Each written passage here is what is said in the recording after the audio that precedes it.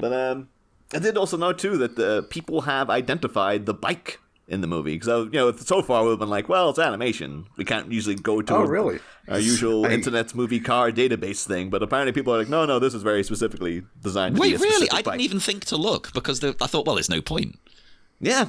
Oh, so it was one of those things that just came across it, but because I assumed it was invented for this movie because the design of it is so very Batman. Oh yeah, particularly the animated series. It just has that kind of look to it. It's like an Art Deco bike. yeah, exactly. Well, apparently it's specifically the handy Indian chief, which you might have seen in another film, such as The Sixth Day, been driven by Arnold Schwarzenegger at one point. I actually like that movie. Nobody else seems to. I like it. Hey. Yeah. It's one of those things, like, all movies with Arnie are kind of good movies because Arnie's in it. Yeah. If you just the charm of him in there is like, well, this is enough, It's like B-tier Arnie, but, Even B-tier Arnie's better than anyone else. That's exactly right, yeah. But no, apparently it was originally designed to be like it was a military bike, so it was used in the war way back when. Really? And it was only manufactured, you can get them now, the company's started up again post-2000. So you can get Indian Chiefs pretty handy these days. But previously, it had only been manufactured between 1922 and 1953.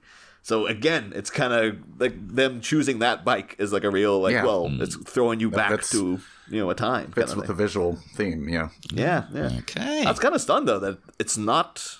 So I looked up the bike that Marlon Brando had in the Wild One because they have a little like the guy goes into the freaking canal is kind of just dressed like Brando in the Wild One.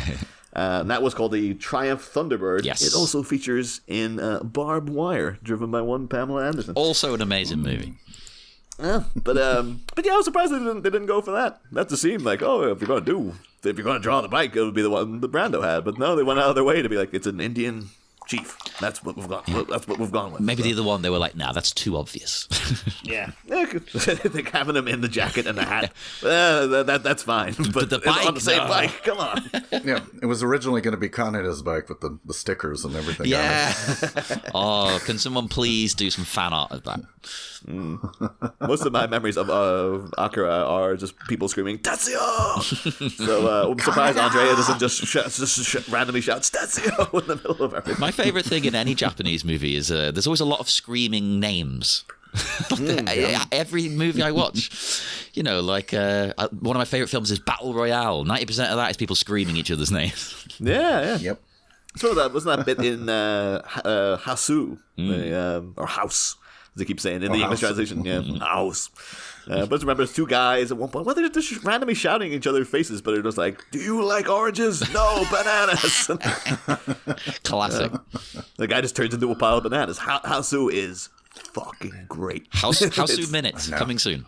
Yeah, I think recently saw past guests. That's fertile ground for. I think it is genuinely because I seem. Isn't it Hausu where the director said he saw it as his version of Jaws? And I'm like, what? Yeah. It is, though. It's one of those ones, like literally every minute has something worth talking about. Yeah. I was very happy to see there that frequent guest of the show, Clarice Lockery, because she's a journalist, she got to interview the cast of the new Dungeons and Dragons. And it's just great seeing her sitting talking to Michelle Rodriguez wearing a House t-shirt because Clarice loves House. Yeah. So, and she's just sitting there with a big bright orange t-shirt with a cat's face on it, just like, You're hoping to goad Michelle Rodriguez into talking about House, no doubt. Ask me about my shirt. Yeah, as soon as the cameras are off, Michelle will be like, right, I've got one more thing I need to ask you before I go. It's so weird, too, because it's the only time I think I've ever seen Michelle Rodriguez interviewed. And, she's always, stoic badass and things. And she's so chatty. Like, she's so happy to be there talking about Dungeons & Dragons. And she's like, Clarice says one thing, and then Michelle Rodriguez talks for, 10 minutes straight without any further prompting. I was like, oh, well, I guess she's a really good actress, because I thought she was just like the character she always plays. But she's the best. Yeah. Why haven't we had Michelle Rodriguez in a Batman? I mean, it could happen. Yeah. Why not?